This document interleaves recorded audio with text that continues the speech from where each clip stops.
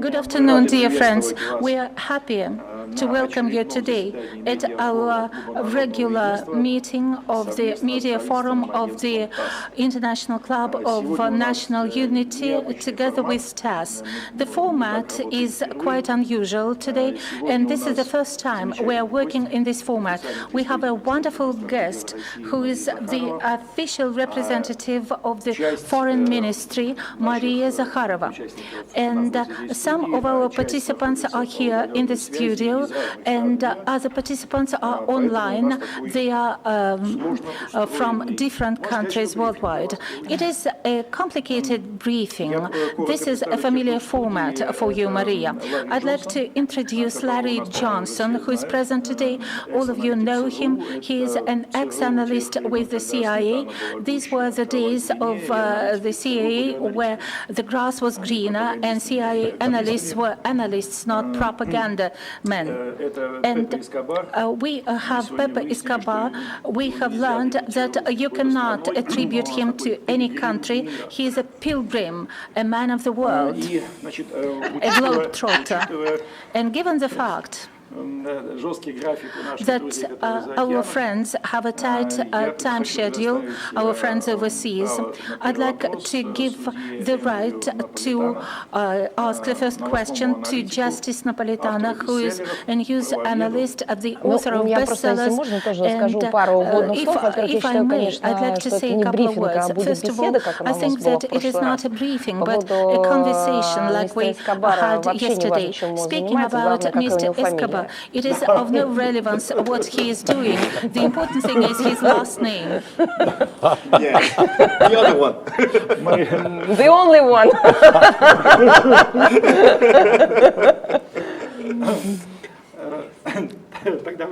Then let me hand over to you, Justice, your question, please. Well, thank you, everyone. As we say in America, the gang is all here. Maria Zakharova, it's always a pleasure to speak with you. My dear friend George Galloway, a pleasure to be with you. Alexander Kazakov, thank you for inviting me.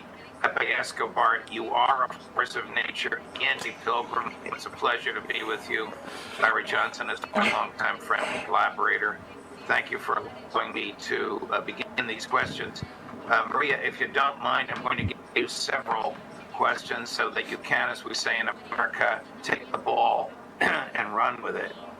In the alternative media this morning here in the West, there are reports that the United States and the Russian Federation have been negotiating without the public's awareness of it to seek a peaceful resolution of a special military operation. Can you tell us if that's been going on? Secondly, does the Kremlin understand that the Secretary of State of the United States, Marco Rubio, does not want peace and represents the neocon attitude of perpetual American and NATO war to weaken Russia? And thirdly, has any progress been made on the normalization of diplomatic relations so that the embassies can be filled, so that I can easily get a visa, and so that I can fly from New York to Moscow instead of having to go through Istanbul or Dubai? Thank you, Maria. Да, давайте начнем с третьего вопроса. Сколько бы нас, я имею в виду наше посольство, наше генеральное консульство в Соединенных Штатах Америки не сокращали, а некоторые наши генконсульства, как вы знаете, даже закрывали, это никогда не мешало российским дипломатам выдавать визы так же оперативно, как мы это делали в расширенном составе. Когда мы в ответ сокращали американских дипломатов исключительно только как ответную меру на сокращение наших дипломатов, американские дипломаты, как правило, всегда ужесточали еще больше выдачу виз для россиян и говорили о том, что хотя мы не предписывали только консульским сотрудникам или вообще не предписывали консульским сотрудникам покидать территорию России в ответ на высылку российских дипломатов, но Соединенные Штаты Америки каждый раз говорили о том, что вне зависимости от того, меньше у них стало технического состава, меньше у них стало дипломатического состава, в любом случае они будут еще медленнее, еще сложнее выдавать визы россиянам. Как вы знаете, американцы получают российские визы just like this, или лучше сказать just like that, российские граждане для того, чтобы получить американскую визу, должны выезжать за рубеж и записываться в очереди на полгода, а то и больше, просто для того, чтобы пройти собеседование, что совершенно не означает, что визу они получат. Поэтому вы как получали оперативную визу, так и будете ее получать. Но это не только потому, что вы известный журналист, известный блогер, известный общественный деятель, так получают российскую визу все американцы и граждане других стран. Это наша, так сказать, это наша особенность. Мы никогда не отыгрываемся на людях, мы всегда с уважением относимся к социальной ответственности людей, потому что у многих семьи, у многих родственники за рубежом. Мы прекрасно понимаем, что людей нельзя наказывать, даже в ответ люди не должны страдать. Это могут быть вопросы здоровья, вопросы бизнеса, почему нет? Бизнес важен, тем более сейчас, когда во всем мире, очевидно, накапливается такой кризисный потенциал, и мы никогда не мстим людям за ошибки их режима, поэтому с визами будет все хорошо. Что касается, как вам будет летаться, или как вы будете летать, с этим вопросом это, конечно, точно к Соединенным Штатам Америки, потому что мы такое предложение сделали о возобновлении прямого авиасообщения, которое, напомню, занимало 9 часов полета из Москвы в Нью-Йорк или Вашингтон, никакого ответа нет до сих пор. Это, опять же, не к нам вопрос, и прогресса здесь нету по причине, связанной не с нами. Эти вопросы задавайте, пожалуйста, в Госдеп. Теперь переходим ко второму вопросу относительно Госдепа, госсекретаря Соединенных Штатов Америки. Вы мне задали вопрос, правда ли, что Марк Рубио, госсекретарь США, против мирных переговоров, против мирного регулирования, что он за, как вы сформулируете, войну или продолжение боевых действий и так далее. Мне кажется, здесь надо тогда вопрос формулировать другим образом. Насколько я понимаю, и насколько понимает весь мир, Марк Рубио заявил о себе как о христианине, причем яром стороннике Иисуса Христа. Марк Рубио заявил о том, что он не просто адепт какой-то секты, которая является ответвлением христианского учения, что он является ярым представителем традиционной христианской религии. Я не помню, честно говоря, кто из ярых сторонников верующих в Иисуса Христа может быть адептом войны и может отказаться от использования любого шанса, который ведет к мирному регулированию. Люди, которые, а я помню, он выходил даже с крестом на лбу после какого-то традиционного обряда, определенного для христиан, Christian ritual. He professes Christianity as religion. He was not shy. He was proud of it and was proudly displaying the cross. I do not remember anyone who has been so open, declaring his faith. He does not only feel shy, but he is declaring his commitment to Christianity.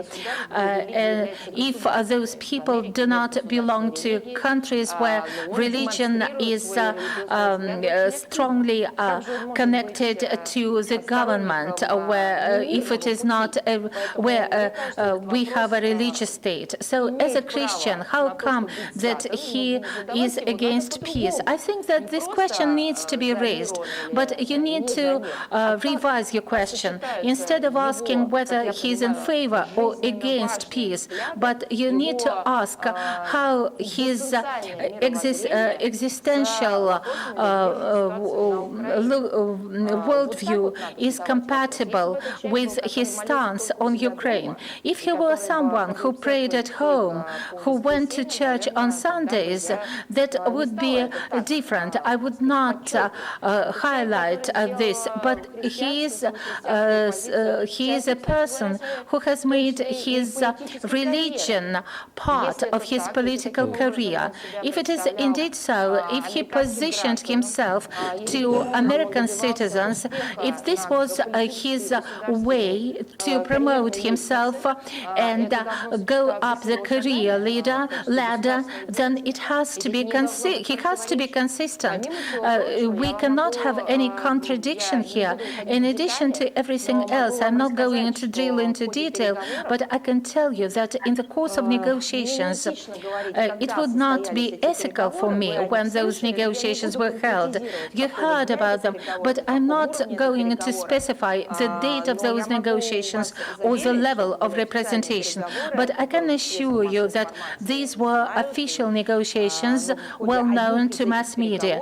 But in the course of one of such negotiations, the Russian side described in detail to the President of the United States by his State Secretary to put it across to Washington the persecutions that Christians in Ukraine are suffering and atrocities committed by the Zelensky regime against the most numerous religious group in Ukraine. Orthodox Christianity is the religion that has the majority of followers. It has never been a sect. It is a traditional Orthodox Christian religion.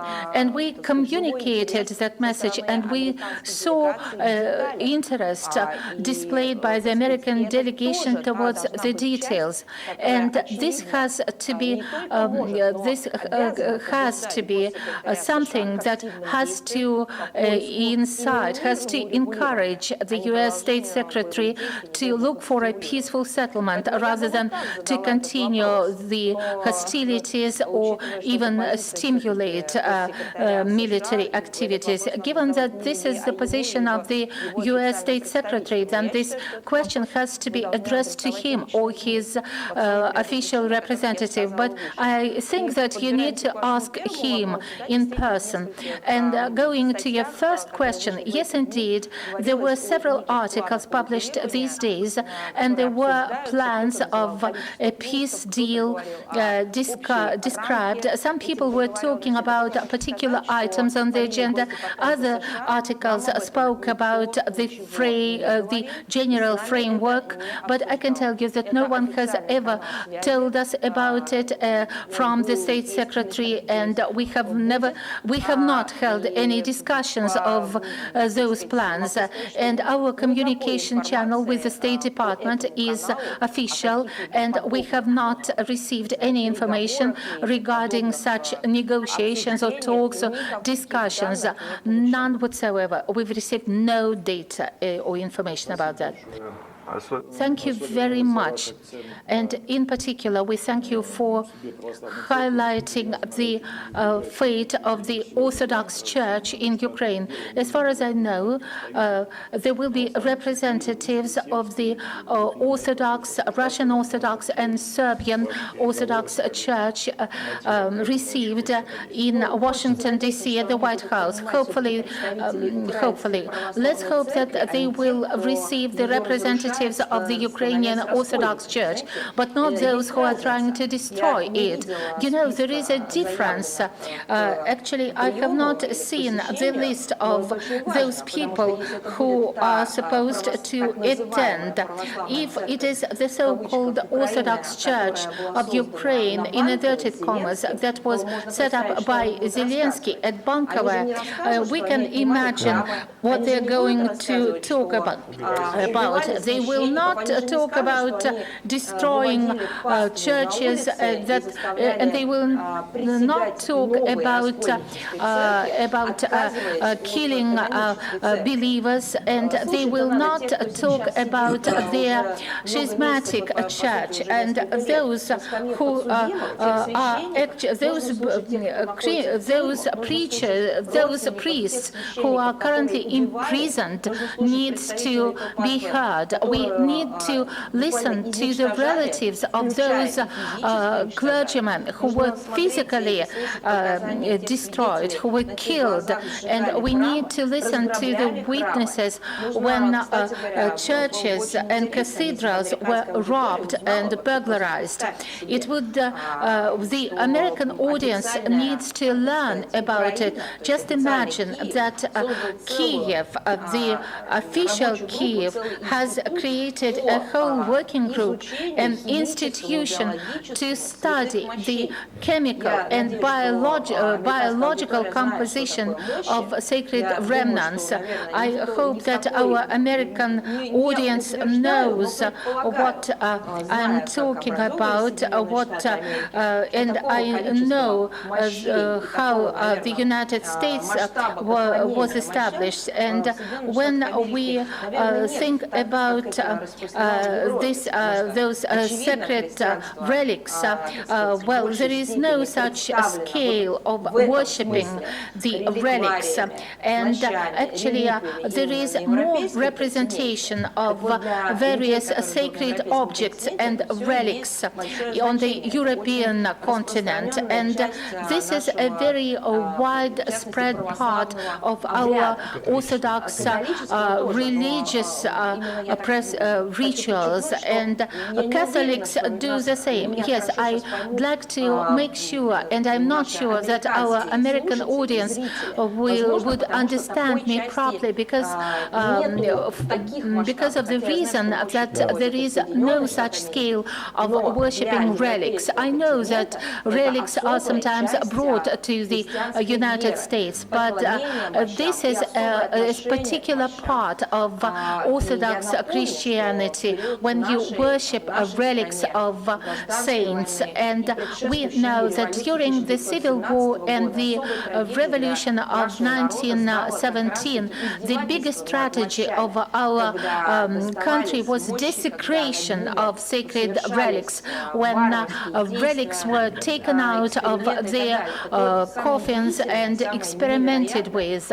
And the most extraordinary and unbelievable thing is that on the one hand, the Ukrainian regime announced decommunization of Ukraine, which means that they are rejecting the communist legacy. But at the same time, their actions against the Orthodox Church are acts that were never committed during the Soviet times. So they took the worst practices applied by communists, the worst acts, because any movement has the worst practices and proper practices. So they borrowed the worst practices applied by communists, not only abandoning religion, but desecration and actually humiliation of religious feelings. So he took the worst practices and he elevated them to the government level. If there is such a meeting at the White House, this would be good to talk about.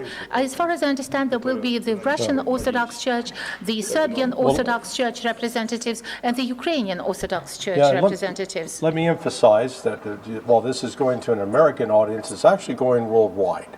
And one of those global characters, a man who is renowned not just in Great Britain, but around the world, George Galloway. George has been a crusader for freedom, for rights, and been very speaking up at actual personal cost on behalf of Russia. So, George, your questions for Maria. Honorable Lady Maria Zakharova, Honorable Gentleman and friend Larry Johnson, Right Honorable and learned gentleman Justice Napolitano, and dear friend of mine, all participants, thank you for the opportunity to address you, to ask a question of the most skilled representative of any foreign ministry anywhere in the world right now by universal acclaim, Amen. even if most of them will not acclaim it publicly.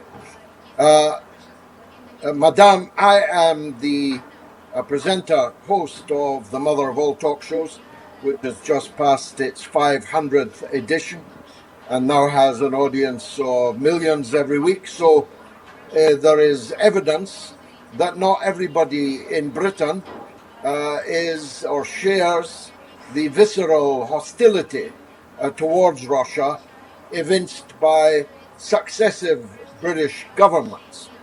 And my number one of two questions to you would be this: to what do you attribute the ancient and rather special hatred of the British ruling class towards Russia? I can personally testify that it predated President Putin. I can't personally, but historically know that it predated the Bolshevik Revolution of 1917. It seems to be something in the genes, in the genetics of the British ruling class. My second question would be this. May I ask you first question, because it was pretty long, and maybe I will answer your additional question later on. Can I answer your first question so that I do not forget details of the question? Of course, madam. Regarding, as you've said, someone may not acclaim me as an experienced representative of a foreign ministry. Well, they do acknowledge it. I've been sanctioned for 4 years. If they did not acknowledge it, they would never impose sanctions on me. And moreover, I'd like to share, maybe you're not aware of it, I've been 4 years under sanctions. And it is not a slip of the tongue, because the sanctions were imposed on me before the launch of the special military operation. I was the first Russian diplomat, and even the first diplomat compared to the Soviet Union diplomats who was sanctions. It is unprecedented. We've never had a Russian diplomat sanctioned by any state. Mr. Antonov, who was the ex-ambassador to the United States, he was sanctioned, but not as an ambassador, but as Deputy Minister of Defense. And when he went to the United States, the sanctions were released and lifted. The sanctions against me were imposed by the NATO countries for the first time in the history of our diplomacy. And secondly, they were imposed before the special military operation was started. And thirdly, you might be surprised, the wording that they used when they imposed the sanctions was as follows. Assistance to deployment of Russian troops in Ukraine. If I could deploy troops, you know, I have a couple of locations where I would like, where I would perhaps deploy. It is a joke, of course. It had no reference to me, and I'd like to reiterate it. The first information that was received, that sanctions were that they were developing sanctions against me in the European Union, was received in November-December 2021.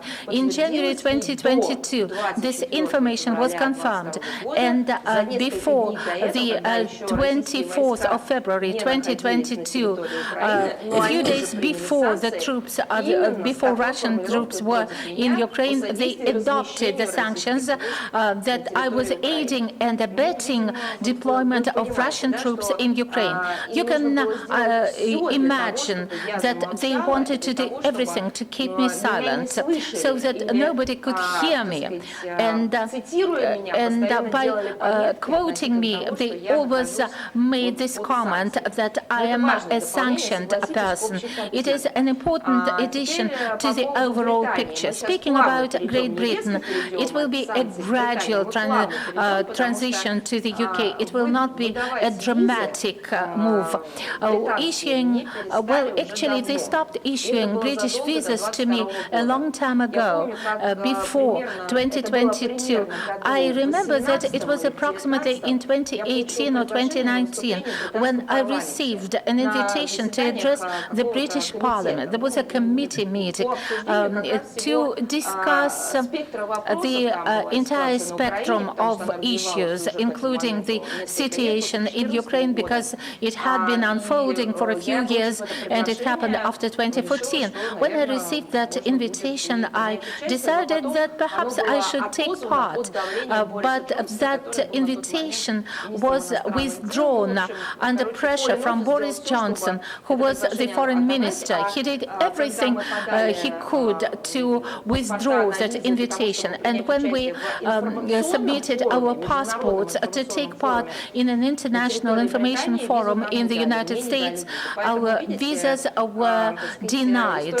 You know, you can see that that sanctions story was kind of disguised, but they were doing such things against me. Speaking about hatred and the hatred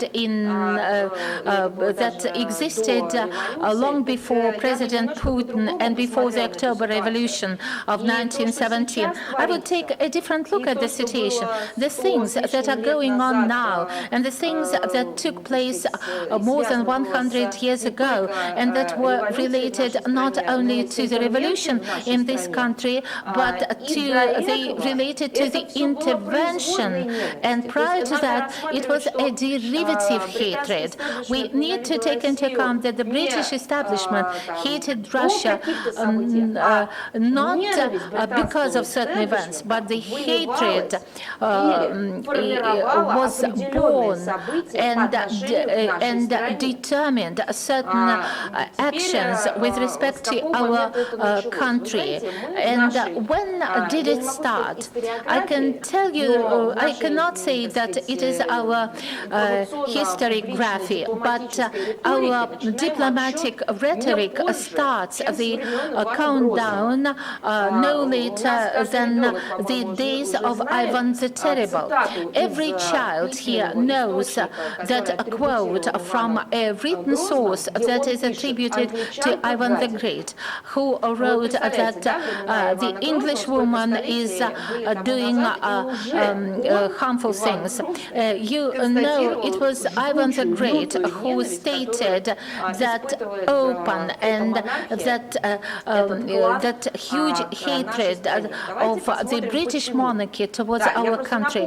We can recollect why. I can remind you of the intervention that began after the Great October Revolution, and it was directly linked to the UK. And the things that British troops, British intervention did in the north and in the northwest of our country were very similar to what is called genocide. They were concentration camps.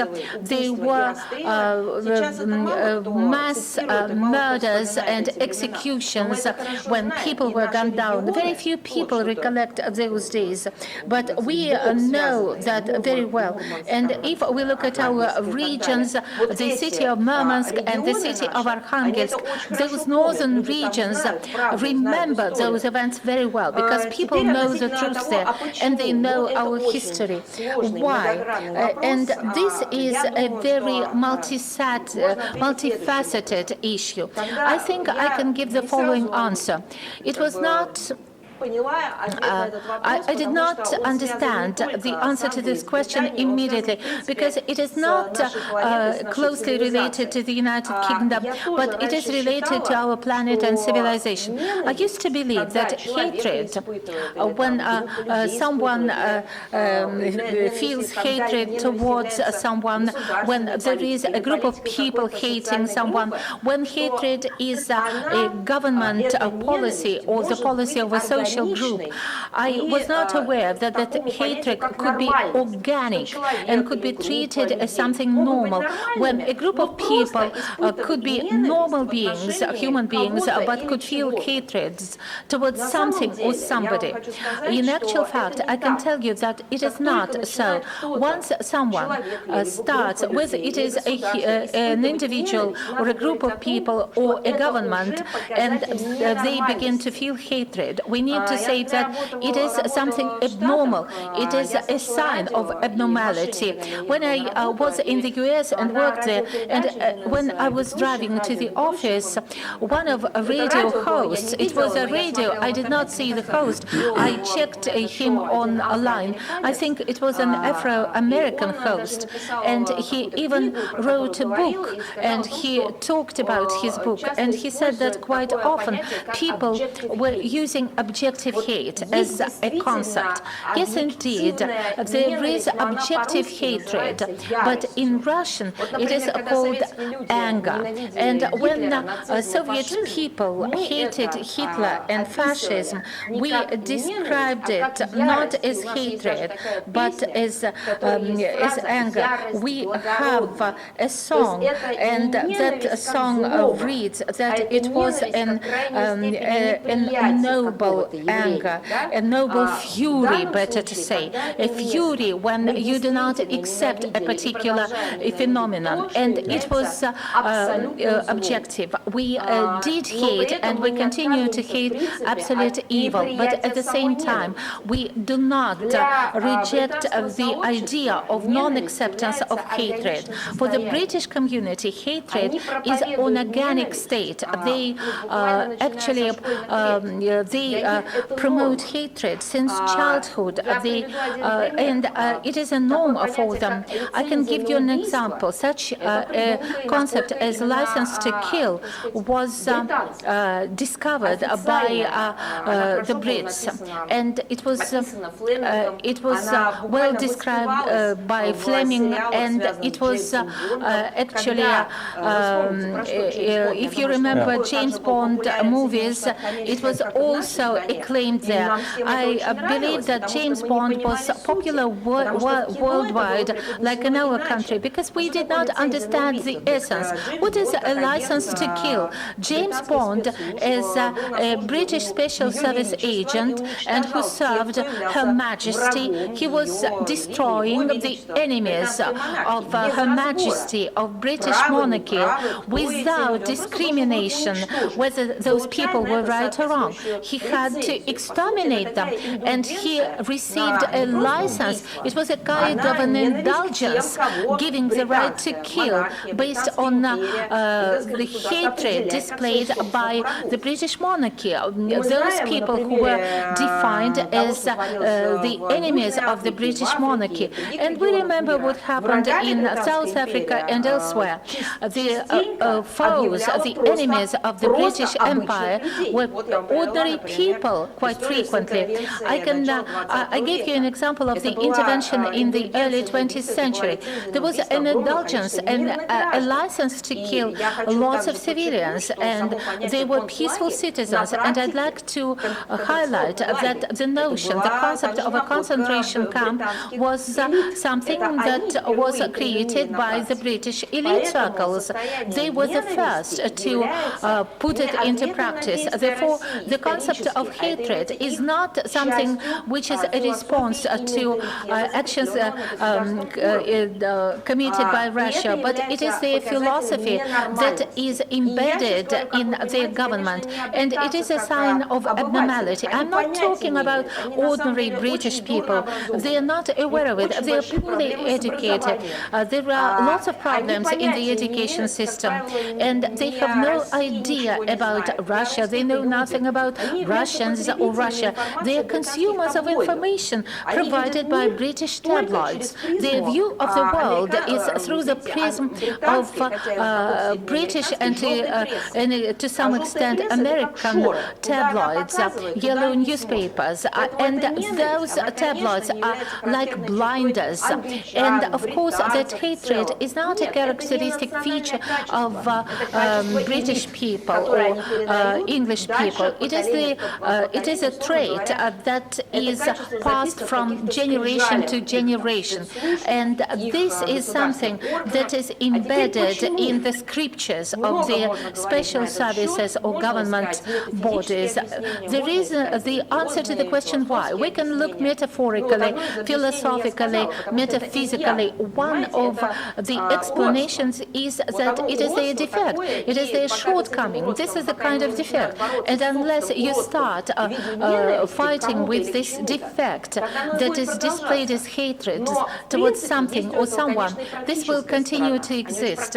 But there is a practical side to that. British people are very pragmatic.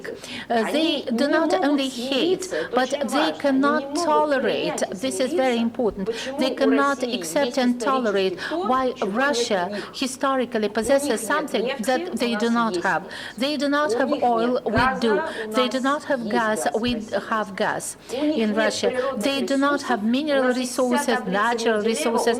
We have the entire Mendeleev table, and we have Mendeleev. They do not have space exploration whatsoever. We do. But if we take oil, gas, forests and rivers, seas, and all natural resources, they were given by God Almighty and by nature.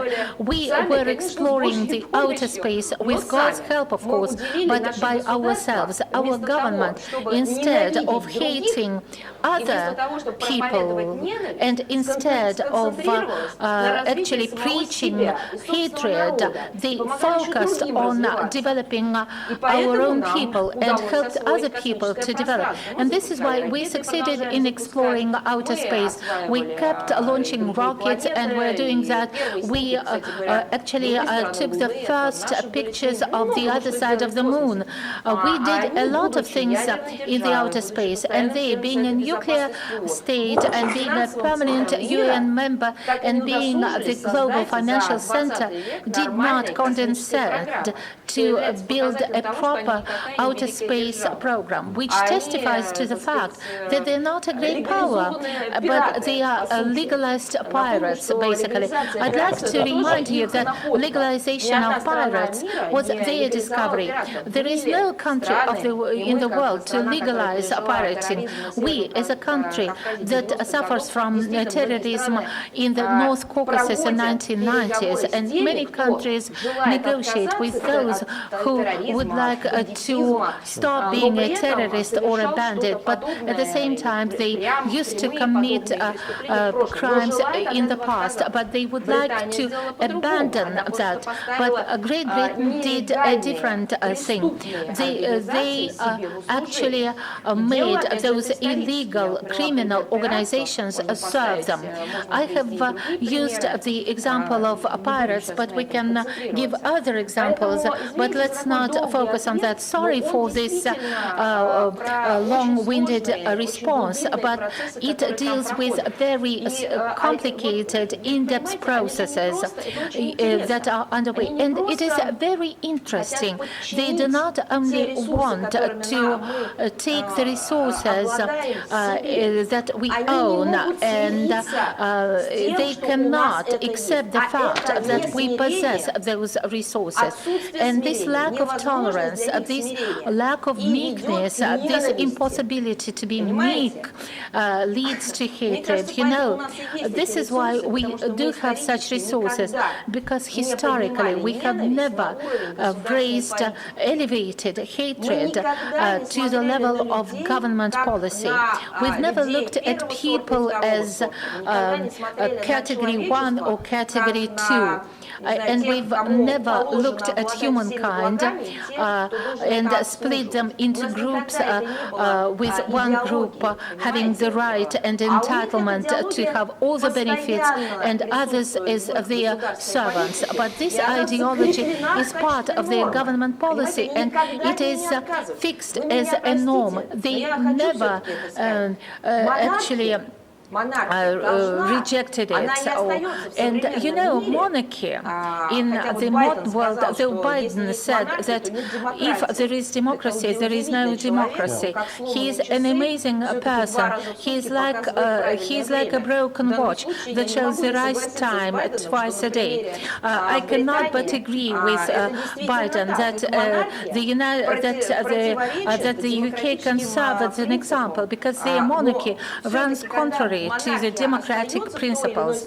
When monarchy is preserved in a particular country based on our knowledge of history and observation, when monarchy is preserved like an institution to hand over the best traditions, the best civilization achievements from generation to generation, this is the main goal of the monarchy. This is why the monarchy possesses so many assets. It has to be a guarantor to guarantee preservation of that in the society. Look at the British monarchy. I'm sorry to say that, but some representatives of the court, those people who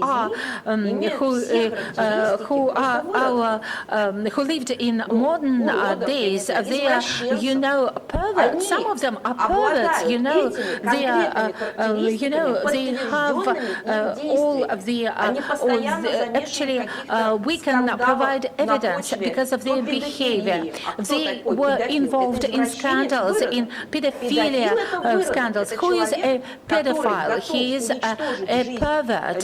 He is ready to destroy the life of a child to meet his own, to actually appease himself.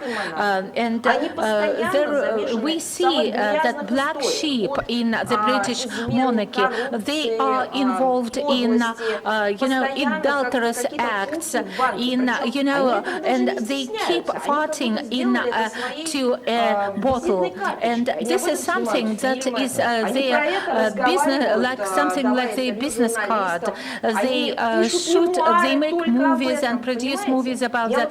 They write memoirs about that. I've never read any memoirs where they shared how they collected some rarities and then donated those collections to some countries. For example, they could collect some rare pieces of art, works of art that were actually taken by their predecessors and stolen by their predecessors, and they could return them to, for example, Indian people or other countries. I've never read about that in memoirs.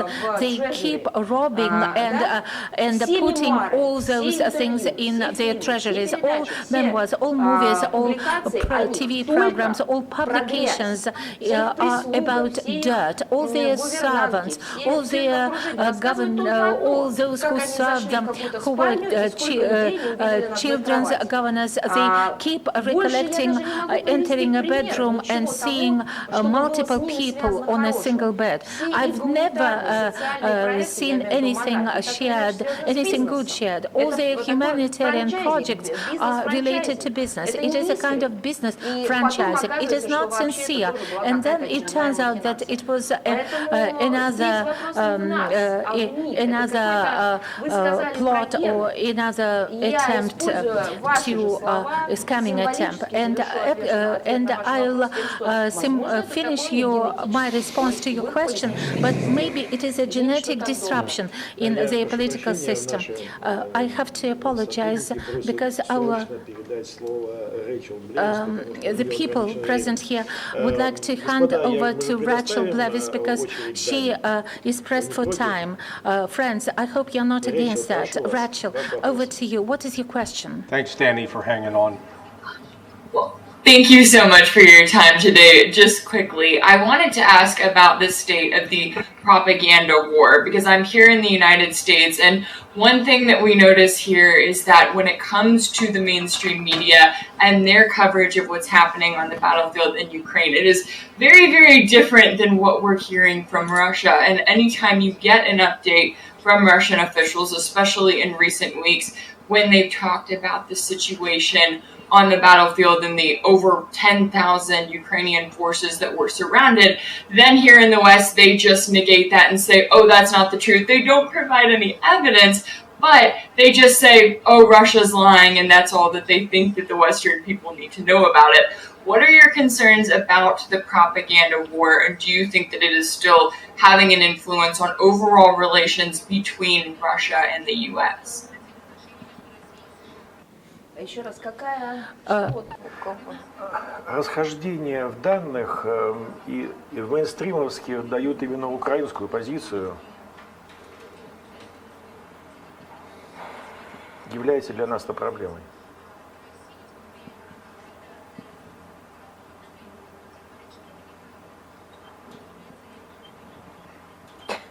It is a worldwide problem. This is the post-truth world. These are fakes, but at the global level.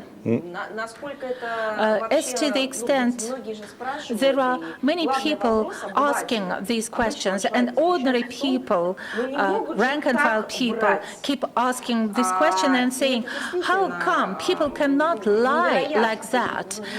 It is actually something unimaginable, unbelievable, when someone is the president of Ukraine, the minister of defense, the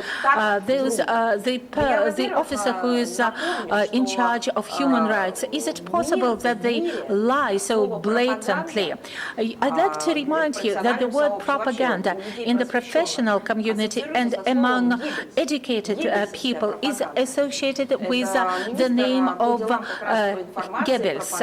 He was the propaganda minister in Nazi Germany.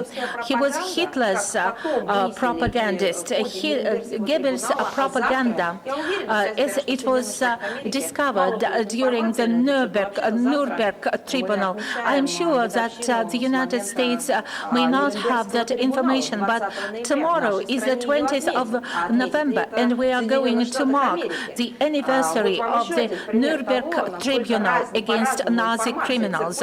And you can see how differently information is circulated. The world began to develop to a great extent the humanitarian law, and the world started developing these concepts of genocide and started prohibiting aggression. It is the cornerstone of international law. It is the cornerstone of the United Nations. It is the cornerstone of our modern civilization. The Nuremberg tribunal. Every kid knows about Nuremberg. Ask people in New York, Philadelphia, Washington, would anyone answer the question about this tribunal? No one. And I think that maximum you might hear about it, you might hear about a case initiated by a feminist against harassment. And the propaganda in Nazi Germany was so big that the whole of Germany elected Hitler democratically, despite his Nazist ideology, racist ideology, and it was based on disinformation. When they proclaimed that Gypsies, Jews, and Slavic nations were underdeveloped peoples, and they had no right to exist because genetically they were inferior compared to genuine, real Germans. Does it remind you of anything? And this reminds me of liberal propaganda. Liberals, global liberals actually built Zelensky. This agenda that a human being is born without having any gender, and it is only the society and education who will tell that child who he is, a male or female, or someone else. And the same, so it is not about the Ukrainian story. The story around Ukraine is only an embodiment of the post-truth world. It is more large scale. I believe that this gender ideology and thinking up various genders and manipulations with genders, this story is much more global compared to manipulations around Ukraine. And by the way, these are two integral parts of one and the same thing. Look at the liberals inside the US. By imposing this gender craziness, they are expanding their electorate. So it has its practical application. The story around Ukraine was something that liberals needed to improve and enhance their electoral capabilities. You know, manipulating democracy while proclaiming democracy. It is not our problem. We in Russia know our history. We know facts that stem from history. And as we know, many countries, people in many countries, unfortunately, don't know their own history. You have a large audience tomorrow on the 20th of November. You can ask your audience what Nuremberg tribunal was, so that they do not go to Wikipedia or other reference sources. And if there had been no tribunal in Nuremberg, we would be hearing stories that Hitler was not such a monster as some people are trying to say today. It is a global problem, and the situation around Ukraine is only a portion of the global problem of fakes. Please do not think that I'm trying to create this artificial link between today and the Second World War. The situation around Bucha is a clear copycat of the times during the Second World War. This is a town which was in 1942 in Germany. I think it was called Nuremberg, and it was deoccupied by Soviet troops, and then the Soviet troops had to withdraw. And when Nazis entered that city again, they placed corpses, they placed dead bodies, and they accused Soviet troops. Neverdorf. Please, you can type in the name of that town. And by the way, Hitler's government announced establishment of an international tribunal, an international court, to actually hold a trial against criminals who killed civilians in that Neverdorf city. And you know who led the tribunal? Representatives from the Baltic states. And we are seeing that now, after decades, the representatives of Western Germany acknowledged that it was framed, it was a setup, it was a special campaign to actually badmouth the Soviet army. And this was the same happened in Bucha. The only goal was to undermine and disrupt the negotiations that were held in Istanbul between Russia and Ukraine. They knew that they would be able to force Zelensky to terminate the negotiations, but they needed an argument why they did it, why Zelensky had the moral right to stop negotiating. And they used Bucha, and using the Nazis example 80 years ago. Let me just interject. Yeah, let me interject. Actually repeated that. With George Galloway, with Rachel Blevins, and with Danny Haifong, you have three voices, one in England, two in America, who speak out on behalf of Russia, trying to correct that record. And fortunately, each of them have literally millions of followers and pay attention. So I so appreciate your answer. And Rachel, so appreciate your question. Rachel's also spent some time in Russia in the past, so she's She has a particular love for the country. Danny Haifong also has a very wide audience, a global audience. Danny, go ahead with your question. Thank you, Larry. Many thanks to the Honorable Spokeswoman, Maria Zakharova, for providing this opportunity. Really great to be with you, and to mutual friends, Pepe Escobar, to you, Larry, for facilitating this, Judge Napolitano and George Galloway, Rachel Blevins. An honor to share this time with all of you. My question for you, Ms. Zakharova, is right now, there has just been a resolution, and this maybe can go into correcting the record of Russia's foreign policy and Russia's role in the world. There's a resolution in the UN Security Council on Gaza 2803, and people in the United States are expressing frustration, those who watch my program, for example, about the resolution itself, and are curious about Russia's position, the abstention, along with China. Talk about, if you can answer some of those frustrations about this resolution, about it going through, Russia's position with abstaining, and how it reflects and is consistent with Russia's foreign policy.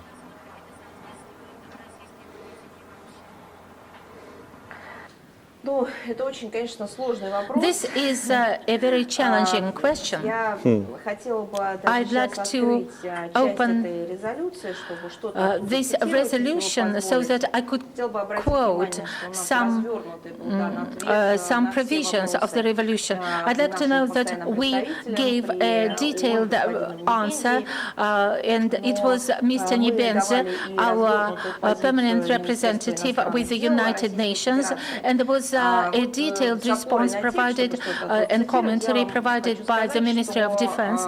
I can tell you that indeed this was an American draft.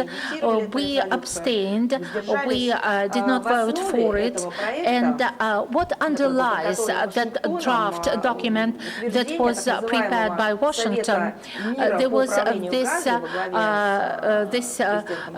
this idea of the so-called Peace Council led by Trump, with participation of a number of respected global leaders, and that council in its term will be authorized to coordinate with Israel and Egypt to create international stabilization forces that will be entrusted to perform coercive functions to demilitarize the enclave, to disarm Hamas and to disarm other units. And at the same time, please note that the participation of Palestinian National Administration to manage the sector and to determine the future fate of Palestinians per se, on the basis of, it is very important to note, on the basis of a two-government model is not considered. What can we do about that? How can we go away from this fact? How can we wave it away? And like you are also looking at the text. Israel obligations are not recorded, including no annexation of Palestinian lands, withdrawal of its troops. Nothing of the kind is mentioned in the document. There is another very important point. The United Nations Security Council and the Secretariat of the United Nations, judging by the document, are left out of this equation in terms of control and reporting or responding to practical issues related to the deployment of an international contingent. Why do we have to engage the United Nations, the Security Council and the Secretariat if they're not going to control or inspect or take part in the discussion of these matters? And there was another provision that sounded like an ultimatum associated with the promotion of the US-made draft. Though everyone was ready to discuss, but there was no no normal fundamental discussion of the document, and principal comments provided by other member states were not considered. What kind of comments are we talking about? They were based on international law. They were made with reference to quotes to the resolutions of the Security Council and the General Assembly. There were references to the documents that were adopted by the international community in the legal field. If we look at this text again, there was no consideration made. Not consideration, but I should say that there was a moral and psychological pressure. I can describe it this way. When there was this motto that unless you adopt this document, it means that you are in favor of bloodshed. Our country was one of the countries that approached the Security Council and started working to make declarations to stop the bloodshed. So we cannot blame of being in favor of it.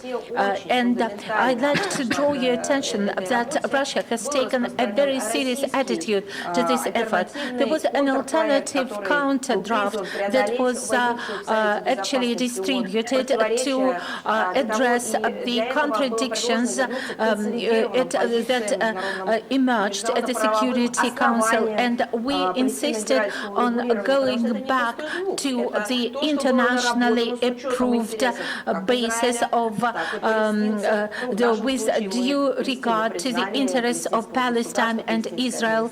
We already acknowledged Palestine and recognized Palestine as a state. And to sum it up, the Resolution 2803, it does not give the needed prerogatives to the Security Council, and it contradicts the spirit of proper peacemaking, and it is not fulfilling the function that it is declaring. It does not take into account international legal decisions that were made by the international community and the steps made by the international community. And the Palestine state, the creation of that state, was something that was signed up by the global majority. No one wants to heed that. The global majority is reinstating and reinforcing something that was agreed practically 80 years ago when there was a decision made to create two states. 80 years have passed, and the global majority is reiterating that there must be two states. One state was created a long time ago and has been recognized by the majority of states, and the second state has not been recognized by everyone, but they have to develop and they have the right to exist on the basis of international law. Somehow it is not taken into consideration. Why did we abstain? Don't open it on your laptop. I just remembered you're not going to have your microphone. When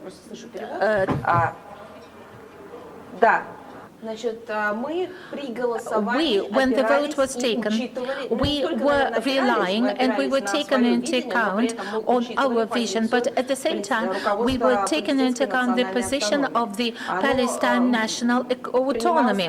And actually, we took that into account. And of course, we were taken into account the position of stakeholder Arab Muslim countries who supported the US document. Yes, indeed, no one wants any bloodshed, and it could be provoked by someone or something.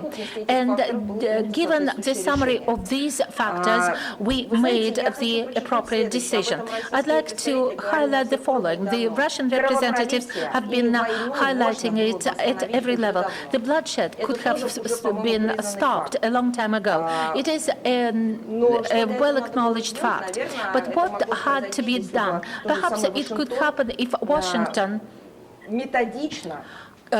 methodically.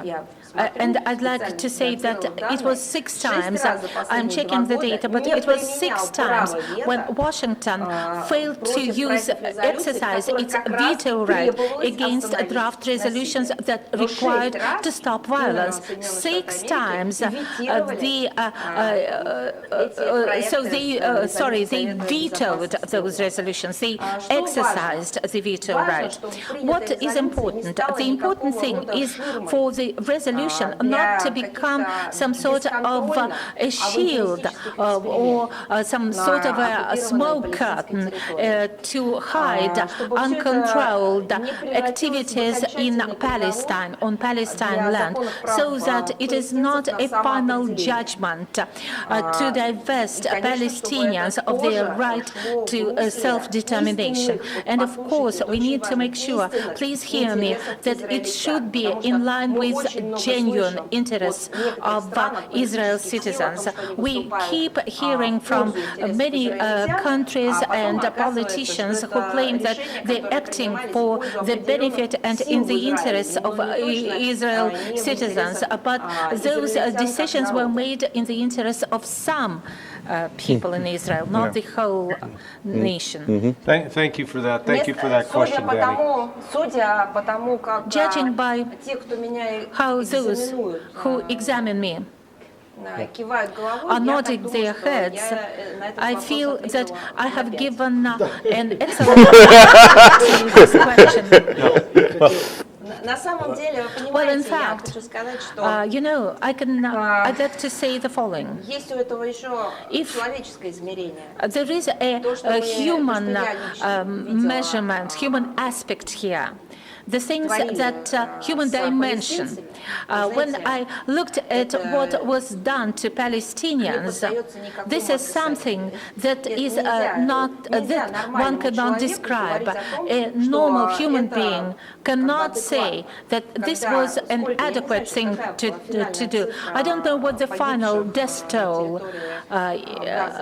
in Gaza. I don't know how many people are dead. 100,000. It was above 80, north of 80,000 or 90,000, practically 100,000 civilians, people who never took any arms in their hands.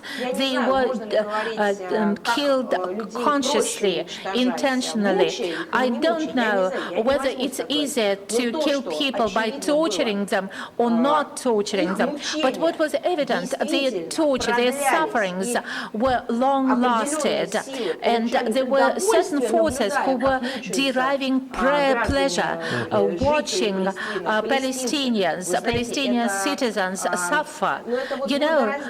This is some of a waterline demarcation, line of demarcation. When I saw and heard how people were showing videos of not only wounded Palestinians, but Palestinians torn into parts, and were laughing and were saying, well, that's normal and it serves them well.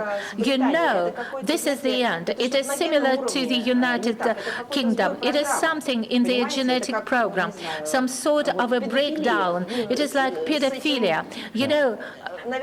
I think that such things cannot be eradicated, but they have to be treated medically.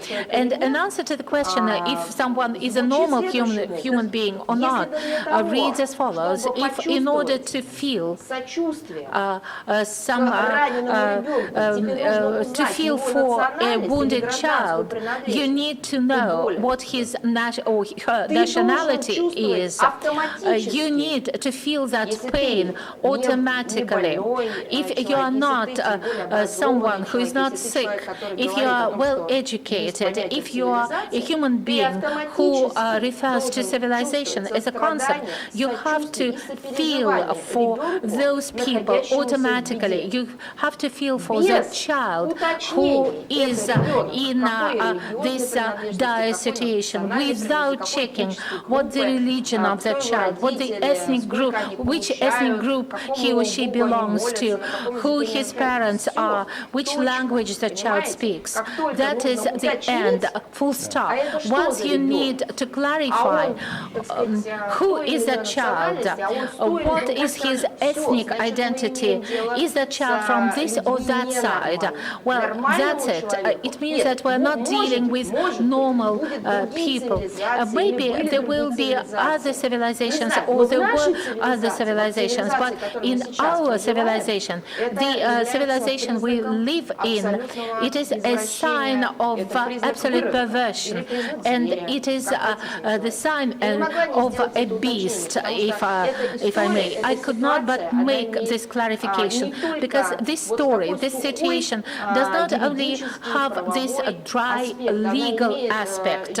You know, this situation has an aspect that relates to the fact that it's been 2 years when we were observing how people were dehumanized, when people were pointing fingers at a TV screen and they were enjoying videos of a pregnant woman dying in labor, and they could not see their newborns because, you know, because of what? Well, we are pressed for time. Maria's time is running short. I am with you. It's okay. Yeah, I'll go ahead and introduce. And we have a new guest. So can we have Clayton online? By the way, I can see that there is some discrimination of our colleagues, because we have given the floor to those who are online, but we have not given the floor to those who are sitting next to us. Maybe we'll give the floor to Clayton we need to deal with Morris. the ones who are online first, because Clayton Morris, he used to work with Fox News. He's actually good friends with Tucker Carlson. Clayton and his wife, they do a podcast called Redacted. I think the last is 3 million subscribers, Clayton, or more than that. But like George, like Danny, Clayton is an important voice speaking out independently. Clayton, you have the floor. Thank you so much, Larry. Appreciate it. And thanks, Maria. Thank you to everyone. Reports this week show that acting president of Ukraine is trying to buy fighter jets at an unprecedented rate. He's planning to do that with money that he doesn't have, of course. This, of course, comes on the heels of corruption scandal that unfolded a few weeks ago in Ukraine, where we've had hundreds of millions of dollars stolen from the United States as well as the European Union. Sorry, the sound is broken. Could you please repeat your question? Yeah, if you repeat it, Clayton, the sound is breaking up a little bit. Mm-hmm. Okay, yeah, my pleasure. New reports this week show that acting president of Ukraine, Zelensky, is trying to buy jets at an unprecedented rate. He did not have money that he doesn't have. So he said the president sound is not working. Sorry, it doesn't work. No, you're not able to hear me? Yeah, it was. Are you able to hear me at all? Try it again, Clayton. Right, so you guys can hear me? I can hear you now. Okay, you can hear me now? Okay. Sorry about that. New reports show that acting President Zelensky, Ukraine is trying to buy fighter jets and unprecedented rate. He's planning to do it with money. Yeah, let him go ahead and finish speaking, and I'll translate it for you. Okay. He's trying to buy all of these fighter jets, $140 billion euros that he's planning to buy. He's also just with Sweden. Fighter jets there, 150 of these most advanced fighter jets from Sweden being sent to Ukraine. The fighter jets that they own. What is President Putin's response to this? Know the story about the fighter jets. Yeah. You're talking about fighter jets that are worth 140 billion euros. I understand why the connectivity is being broken, because there is no need to discuss the fighter jets that were received by Zelensky. They will be destroyed. There's no reason to ask that question. Firstly, he's not going to receive those fighter jets, and secondly, they will be destroyed. Everything that Zelensky is going to get for terrorist acts against our country is subject to destruction, full stop. And of course, I'll be happy to listen to your question, but you need to understand that for our country, this is not a question any longer. But if you ask that question, I'll be happy to answer your detailed question as well. I just wanted to get to NATO again providing more advanced weapons into Ukraine. One is the Russian response to NATO for shipment of fighter jets. So they will be destroyed the moment they arrive in Ukraine. Right. Yeah, they will be destroyed. They will be destroyed once they arrive in Ukraine.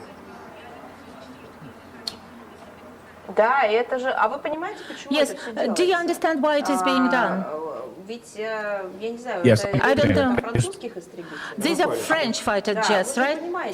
You understand that there were precedents when it was declared that weapons would be delivered to Zelensky, and then those supplies were not made, and those weapons surfaced in other regions of the world, not in Ukraine, or there was not a full set of equipment. Why? Because it is business.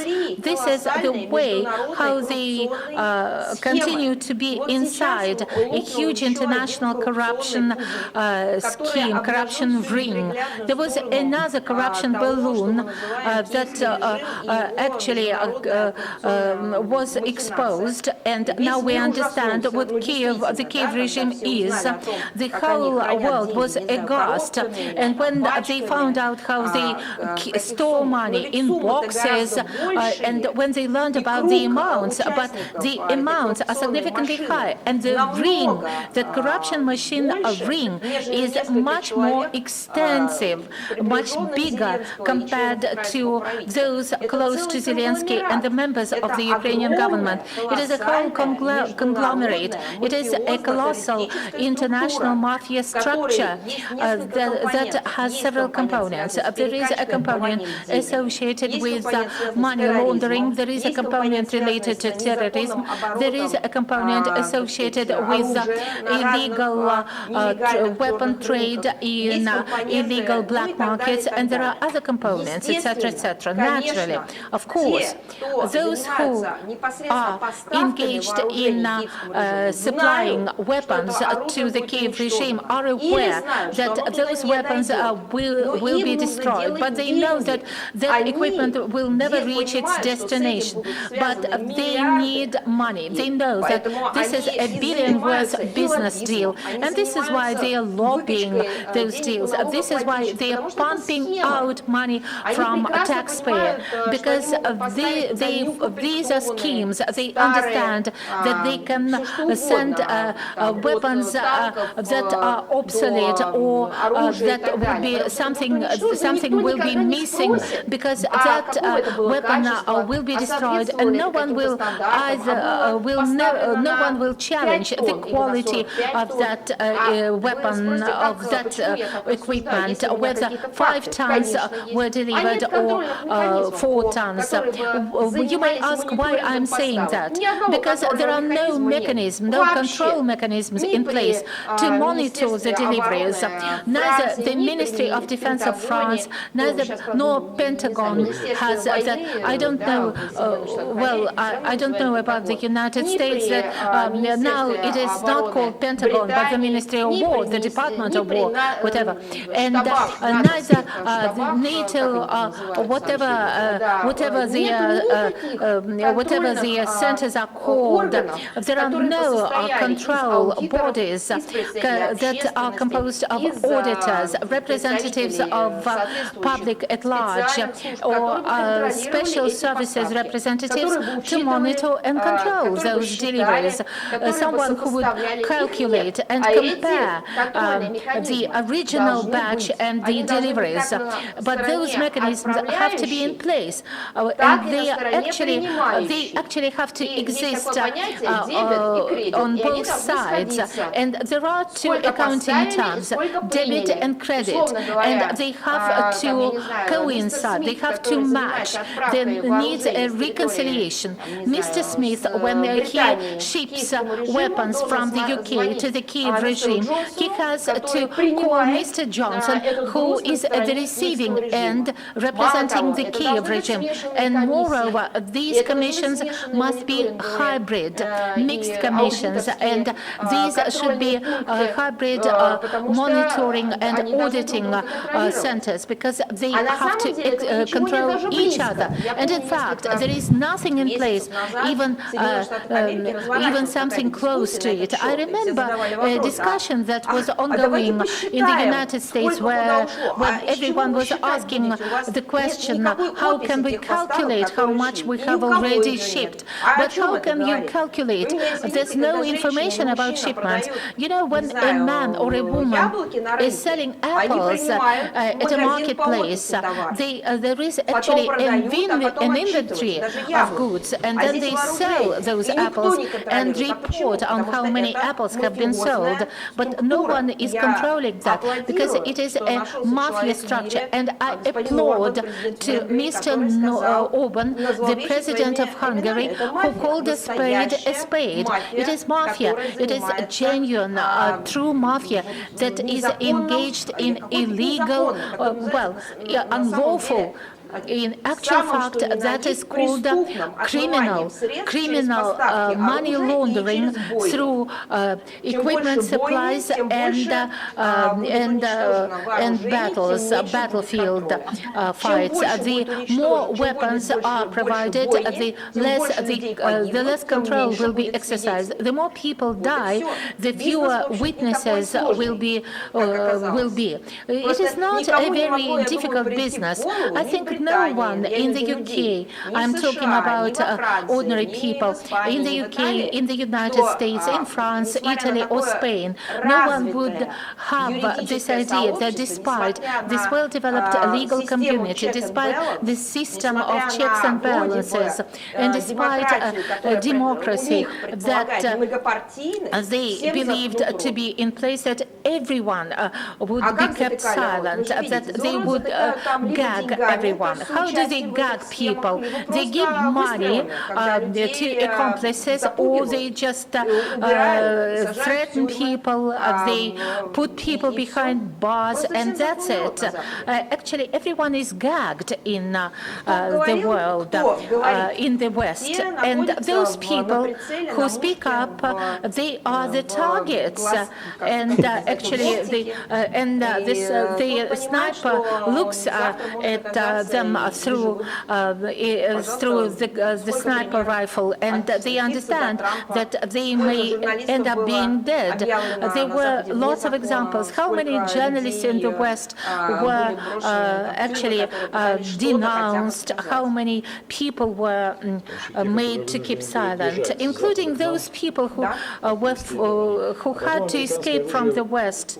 And then American weapons end up in Mexico, weapons that were supplied to Ukraine, and it is already a recorded fact. I suggest, if Maria has some time left, I suggest that we hand over to Pepe Escobar and Larry Jones. Well, you know that given that we are gradually turning to Pepe, I cannot but talk about drugs. You know, today, every day, we see and we watch news from the US about the anti-drug trafficking war. They're saying that narco trafficking should be addressed, and for this purpose, they are sending boats to Latin American countries, and they are destroying some other boats, and they're saying that these activities will be more extensive and more intensive. And 3 weeks ago, I published some materials where I said that perhaps, well, I fully understand that plantations, we can call them this way, and production of drugs at such scale are not located in the United States. They are definitely outside the United States, but dealers are based in the US. And trafficking logistics is located in the US. But most importantly, there are lobbyists, those who legalize drugs. They are based in the US. If not for lobbyists who have been lobbying for the recent decades and who demanded legalization of drugs, there would be no need to increase the temperature of this fight against narco trafficking, and there would not be so much freedom enjoyed by drug dealers. Whom would they sell their drugs? They can produce as much as they want, but who would who would buy their drugs? Actually, legalization of drugs would lead to an exponential growth in production. They will be shipped and supplied. If before drugs could be bought in downtown Manhattan, now drugs can be bought in the north of Manhattan or in Central Park, where you like. I arrived in the US in 2005, and I was shocked that when we went to Little Italy at crossroads under bridges, there were people, American citizens, who were peddling drugs, and this was very close to policemen, and they were actually unbuttoning their coats, and they offered the full range of drugs. And I was astonished. How come that a country that is fighting against international narco trafficking, international cartels, cannot conquer drug trafficking in New York, in one of its central, in the heart of the United States? At least I perceive New York as the heart of the United States, and they believe that it is completely permissible. And today I see that the situation is much worse. These are not only local policemen who are working hand in glove with drug dealers, but this is a situation that has actually spread across the entire country, and this is something that is legal. There are discussions that drugs could be sold openly, and it is normal to have TV discussions of drugs that can be taken in case of depression. And actually, it is normal to say that drugs, narcotic drugs, are better than medicine. And we should not start with Maduro, but we should start with those who are with the Democratic Party, liberal, ultra-liberals, who have been doing everything possible to legalize consumption of drugs inside the US over the past decades. These are the people that have to be arrested. You do not need boats, you do not have fighter jets, you do not need a Navy to do that. You just need to arrest several lobbyists who are lobbying legalization of drugs and actually put them to trial. Well, sorry, but the things you are talking about are very common sense. This relates to the question of this post-truth world, because this is something that is obvious. This is something known to people who were brought understanding the difference between good and evil, and that drugs are evil, not because people do not have enough money to buy drugs, but drugs change people as compared to cigarettes, tobacco, and other things.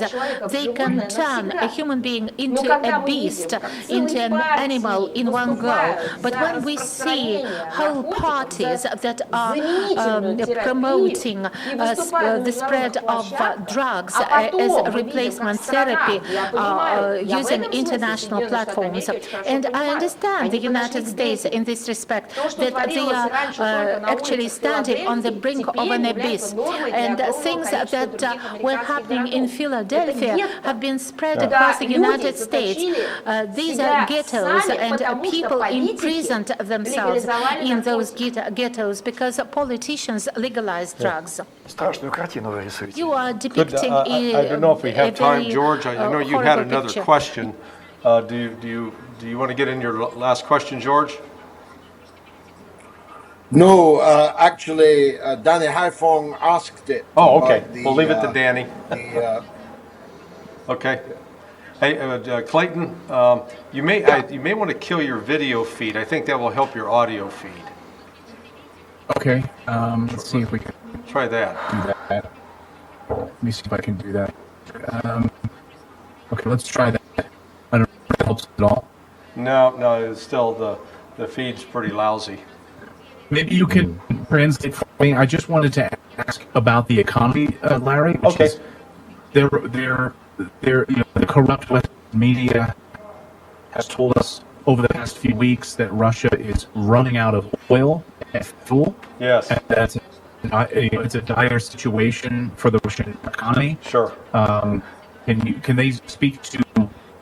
Yeah, I'll ask Larry, Maria I that. understood the question. Yeah, so Желаю, yeah. сам может ответить. Yeah. Я могу ответить на I этот can вопрос. answer those questions. Я могу. I can, indeed. Вы знаете, у You нас know, много вызовов. We have lots of challenges, various challenges, and they were provoked from the outside. We are coping with that. We have coped with the information war, and will be able to cope with terrorism that has been unfolded by the Kiev regime against the Russian energy infrastructure. We'll cope with that. We've managed to cope with an attempt to block Russian energy cooperation with other countries. I can assure you, we are grateful to those who have disillusioned us. We managed to cope. We have not only learned to survive, but we've learned to live, and we've learned how to fight that evil, and we'll keep fighting. I can ask the question, do you understand the root causes of all those problems that are emerging? The root cause is generated by Western governments who are financing the terrorist regime.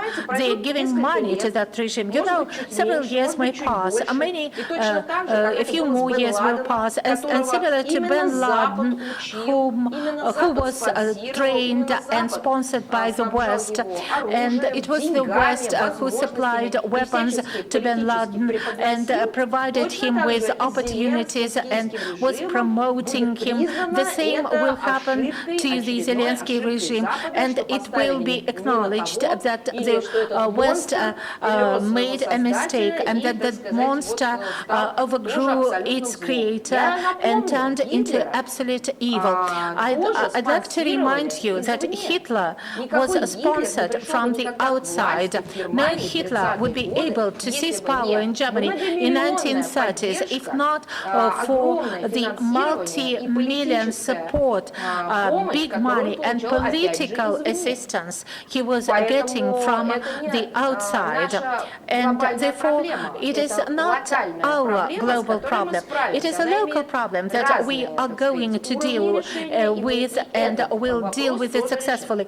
There are various solutions, and we'll resolve it. But I'd like to ask those who keep sponsoring Zelensky and his terrorist gang, how are you going to whitewash yourself? How can you pray to God to absolve your sins? How much are you going, for how long are you going to keep those people in a bloodbath? Look at Iraq, at Afghanistan, at Syria, Libya. Look at them. What do you think? If in Serbia,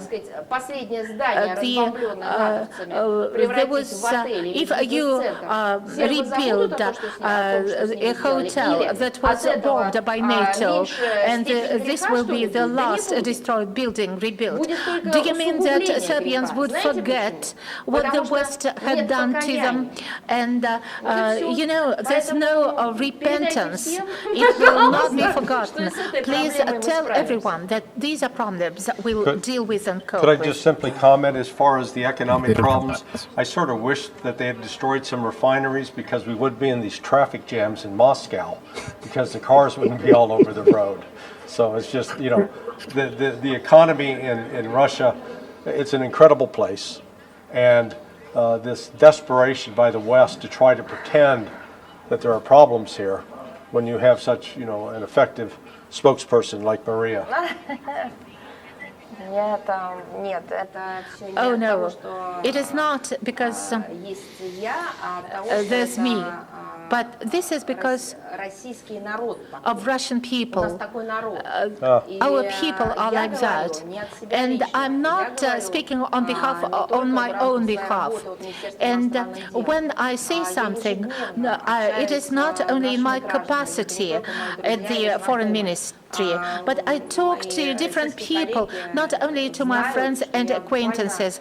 My Russian colleagues know that I spend 2 or 3, I talk to students and workers 2 or 3 times a week. I am invited by them. It is not only some sort of a speech or a briefing or a presentation. It is usually a Q&A, and it is usually and always a lively discussion. I am telling you the things that people told me. I am trying to broadcast what our people think and how they live, you know, and that's it. And our people still love other peoples, other nations, and they're ready to be friends and to cooperate, no matter how much pain the Western machine has inflicted on us. And during the Biden time in the United States, and how much pain NATO has inflicted on us. Our people, Russian people, have not rejected or turned down friendship or cooperation, but they know what they are ready to fight till the end. They want to preserve our true values without conquering the whole world, but to have our truth asserted and defended, so that we are not called humanoids, that we are genderless creatures, that we are slaves. And, you know, we don't need all that. And we know what it may lead to when you do not respond to dehumanization. Can I finally ask a Maybe question? you have a question. No, seriously. I think we have to take this to the next level. If this is the last question, I think we have to really go hardcore. Yeah. In an auspicious vein, to quote our Chinese friends, we talked about a lot of horrors around the world, and horrors that were forced on Russia, as you know very well. You deal with it all the time. And especially this metaphysical void in Europe now, where they forgot the Renaissance, they forgot the Enlightenment, and they are plunging themselves in a suicide pit because of their leadership. But I want to talk about the auspicious possible future. And Russia and China are leading this future. Russia and China. Just one small Of course. intervention. Do you know who has inspired European leaders? You have talked about that they have forgotten common sense, and there is an existential void. Do you know who their leaders are? I think it is the American liberal democracy, without any doubt. It is sponsoring them.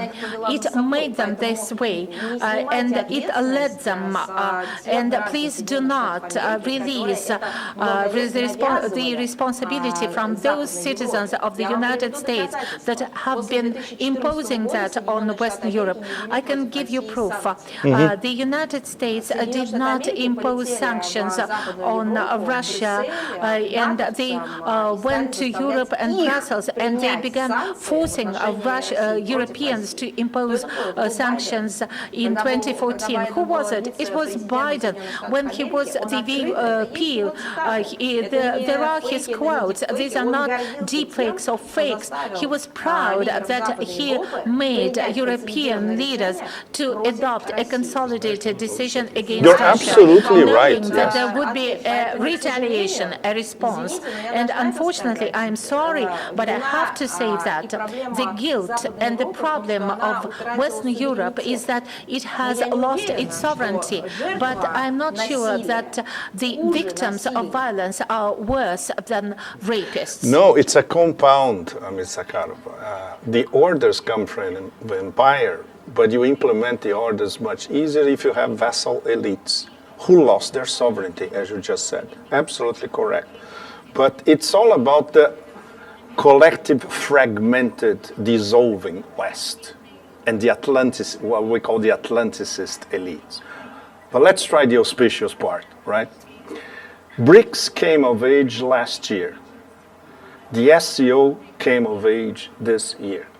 BRICS came of age in Kazan, thanks to the large part of the extraordinary amount of work that Russia did last year. I spent 6 months in Russia last year, to a large extent to follow the preparations for Kazan. And I could see how much all of you worked to make it an enormous success. Just like the Chinese in Tianjin this year, same thing. And there was the SCO, another SCO summit yesterday here, right? So these are the two top vectors of the future. Two multilateral organizations, Global South, Eurasia, Eurasia, Global South. It's all interlocked. So it's not really a question, but I am appealing not only to your vast diplomatic knowledge, because you've been to all these meetings, of course, but your gut instinct as well. Do you think that on the BRICS table and on the SCO table, all these major actors and partners, do they understand the extent of the SMO, and when Russia fulfills the targets, how this is going to turn the whole planet upside down? And the new protagonists are going to be them at the BRICS table and at the SCO table.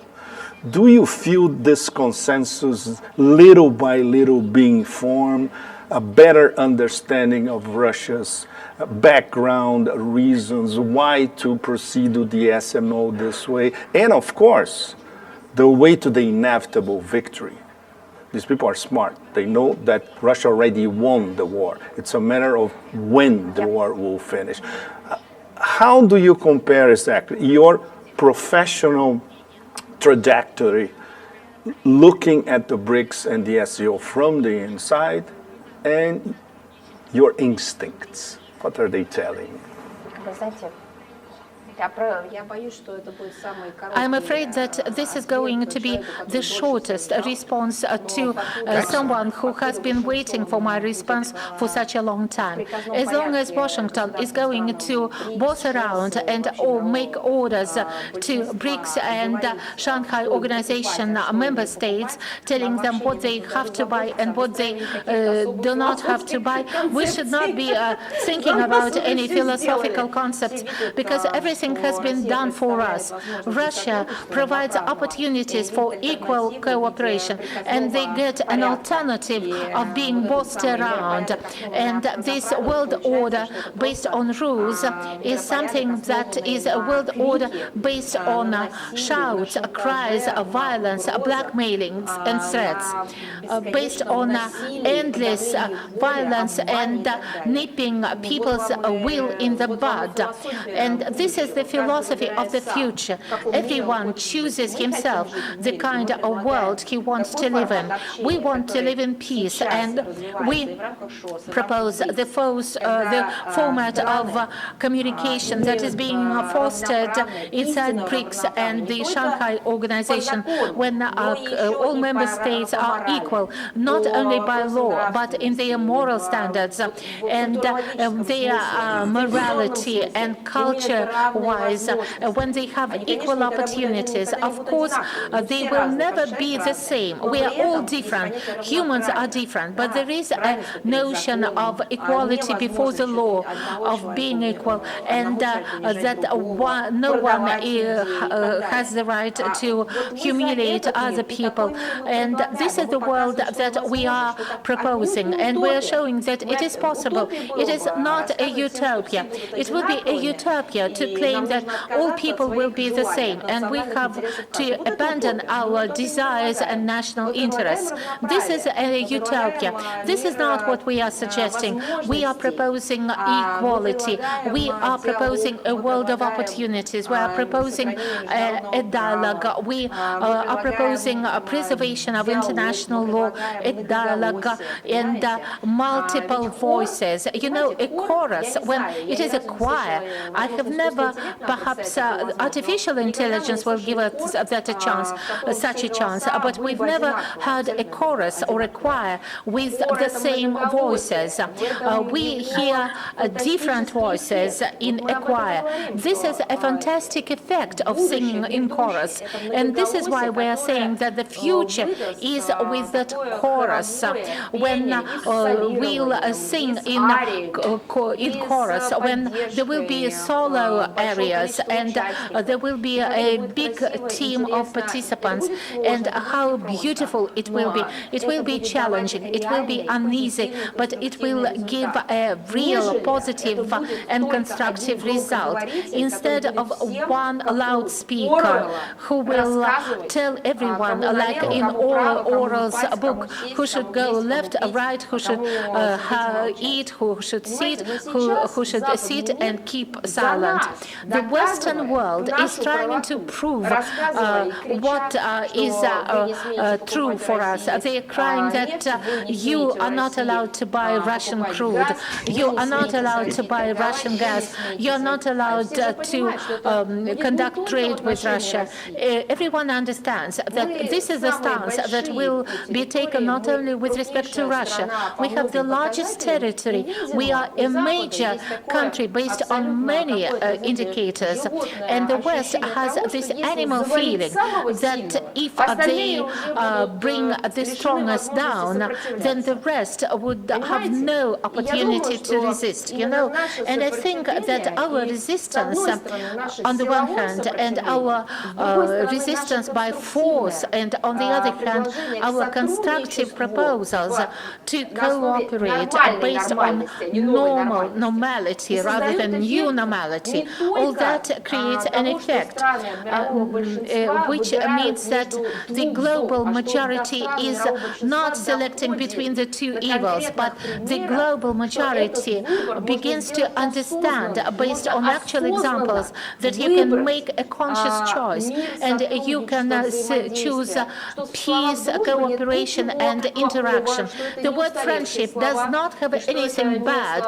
It is not an obsolete word. It is not a word from the previous year collection, but these are the words of the future, you know? Thank you very much. It seems to me that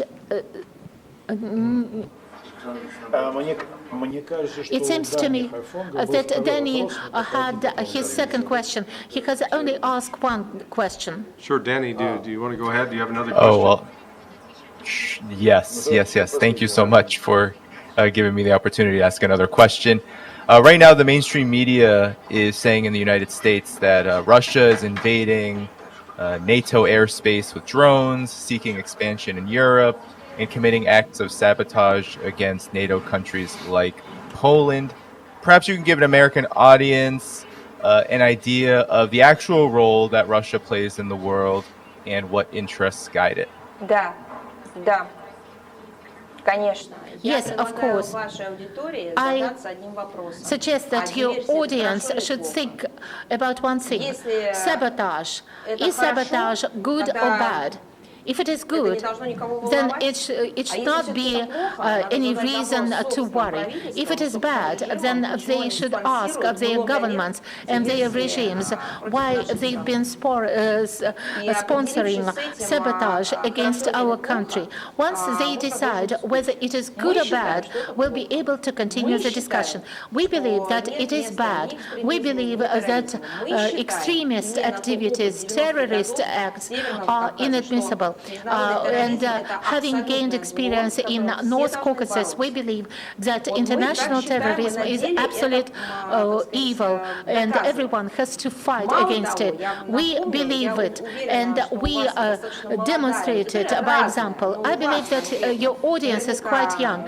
Your audience may be diverse, but your audience are likely to be 30, 35, or under 40, and they don't know what the Russian Northern Caucasus international terrorism problem was. I can remind you that there was a time when the UK and a number of European states were sponsoring insurgents like Dudaev, Basayev. They were terrorists like Zakharov. Zakharov still lives in the United Kingdom, and he is the best guest for the British establishment. And they were committing terrorist acts and sabotage acts. Do you know what kind of terrorist acts they committed? For example, you take a large apartment house which is 15 stories high or 10 stories high, and terrorists, insurgents who were sponsored by the West, they brought explosives, hexagon, and they blew up those houses, and dozens and hundreds of people died. And there was another act of sabotage, and when in Budyonnovsk, it is a Russian city in the same region in the Caucasus, terrorists sponsored by the West, similar to how they sponsor Zelensky. There was a hospital, a maternity hospital was taken hostage. What is a childbirth? It is a miracle. It is a complicated process that requires everything: supply of oxygen, supply of water, electricity and light and heating for the baby to be born healthy. Those terrorists took that maternity hospital hostage. Those terrorists had West-made weapons bought and provided bought from the West and provided by the West, and they began dictating their will to the government. Nobody in the West, whether in Down Street, in Brussels or Washington, has made a statement that act was actually inadmissible. Everyone was demanding that Russia made concessions to terrorists. This was the time when the West had to decide whether sabotage or terrorist acts were good or bad. You just need to decide once and for good. If your countries and the citizens of your countries choose leadership who sign off treaties on counter-terrorism, then they have to comply. By the way, the words international terrorism are no longer used in the international information space. No one is discussing international terrorism. In the year of 2010, there was no other topic. Everyone was discussing international terrorism. We kept hearing about international terrorists. But now this topic is no longer on the radar screen. I don't know know what those international United Nations officials are doing. I have not heard this word mentioned by US observers, but this topic is still relevant. Why is it blocked by Western mass media? Because they feel uncomfortable given that Zelensky is an international terrorist who is targeting civilian infrastructure. The definition of terrorism, though there is not a universally accepted definition, but all definitions of international terrorism say that these are violent acts against civilians and to intimidate them. And we have just, we were discussing those strikes against the Russian energy system. It is civilian infrastructure. How about Nord Streams? It was civilian infrastructure that was destroyed by Ukrainians. Did anyone say anything? I have not heard anything from Brussels, Washington, Ottawa, Washington, or any other states. Did anyone say that it was bad to blow up a pipeline, a gas pipeline? How many times were power grids mined by people in the name and on behalf of the Kiev regime? How many times were terrorist strikes against the Crimea bridge? Was it was there anyone who tried to rebuke Zelensky? I will not shake your hand if you keep doing it.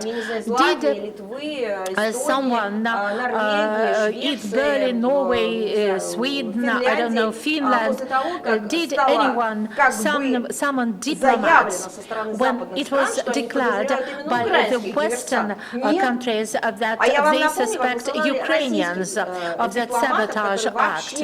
And I'd like to remind you how Russian diplomats were sent back home, though they were not accused of any particular crime. You need to define the standard, or you have to admit that there are no standards. Why should you ask these questions when no one can give an answer to the question, what is your attitude to acts of sabotage? First of all, you need to give a definition. Our definition is that international terrorism is absolute evil. Sabotage is evil. You need to also define it on your part. And by the way, it is a message to the civil society. The civil society has to demand a response to this question. What are we sponsoring? What is our money spent on? If you are targeting oil pumps, if you are targeting gas stations, then we should think about it. We need to decide whether it's good or bad. If this money is spent to strike the Crimean bridge, you need to decide whether it's good or bad. If civilian infrastructure is targeted, you need to decide whether it's good or bad. But this is the essence of the post-truth world. I have to apologize that we're going to finish our discussion like this on this note, but in 1945 nuclear weapons were used for the first time, and it was the United States government against militarist Japan. There were atomic bombs used against two cities of Hiroshima and Nagasaki, and there was no reason to do that because the Second World War was about to come to an end, and it was clear that it was absolutely obvious, but it was some kind of retribution for Pearl Harbor and for all the sufferings of American people inflicted by Japanese militarists. And it was a horrific act, a terrible act. We are ashamed. You know, as we sometimes say, they did it, but we are ashamed. What is happening? All that is erased from the minds of Americans and people in the world. First of all, they started erasing the idea that it was a retribution for Pearl Harbor. Then they erased the fact that it was a decision made by the U.S. government. The U.S. government has never apologized. They did not even say we are sorry. They did not express any compassion. What do we see? Events held in Japan. At those events, Japanese government said that those nuclear bombs were falling from the skies. It looks like aliens were actually bombing them, or they were just fell from the sky. And you know what double standards lead to. And the most horrible, terrible, and barbaric thing is that at those ceremonies, Japanese government officials draw parallels with referring to Russia. They fail to mention that it was an act committed by the United States government, but due to some unknown fact, they are saying that Russia should not threaten the world with nuclear weapons. Russia has never used nuclear weapons and is a good faith party to all international documents. This has a direct relation to your question. There should be no double standards. You should not erase the memory of history, and you have to define basic concepts. Once we define that a table is a table, that a chair is a chair, a microphone is a microphone, a TV set is a TV set, internet is internet, then we can reach an agreement. But if we manipulate standards, and now we are manipulating concepts, concepts are being manipulated, not by us. I understand what it will lead to. When Hitler was called the father of European democracy, almost the father of European democracy, it led to the Second World War, to genocide, to Holocaust, etc. I also have a question. May I go? Well, I was just going to say, yesterday's international terrorist is today's honored guest at the White House. As long as our colleagues are here with us, we'll say goodbye to Maria. It is an important statement. Let me say, in this country, I briefly mentioned it today, when we were fighting against international terrorism in the North Caucasus, on the one hand, we are fighters against terrorism, and at the same time we said that those who voluntarily reject any using arms, and if they acknowledged the laws of our state, if they comply with human norms and everything that was a part of our policy, we could have a dialogue with them. And this is what happened. And we are not ashamed of that. Ahmad Kadyrov is someone who was fighting on the other side, but he was strong enough to lead a large number of people to stop that bloodshed that was imposed on us, and to actually release our country from international terrorism. And his son is continuing this noble cause. And we sincerely believe that Ahmad Kadyrov is a hero of our country. Though we know what we began with, we know him as a hero. We esteem him as a hero, and will treat him this way all the time. And in this connection, I'd like to clarify it. It is crucial, and I believe that it was a great achievement of our President Vladimir Putin and of our people who managed to find a way out from this situation. And it was a very noble way out, most noble. And I always gave this example as an effective recipe for those who face terrorist challenges domestically. Those terrorists may have foreign roots or international roots or domestic roots. This was an example that Russia demonstrated to the whole world. And this is something that has to be part of the world history book. And as Thank you very much, Maria, for these colleagues. Please stay online because we'll have another guest who is General Abti Aludinov, who leads the Ahmad Battalion, and it was the result of what Maria Zakharova has talked about. It was not only a peaceful settlement, but it was he is defending our motherland. Maria, thank you very much. Many thanks for your great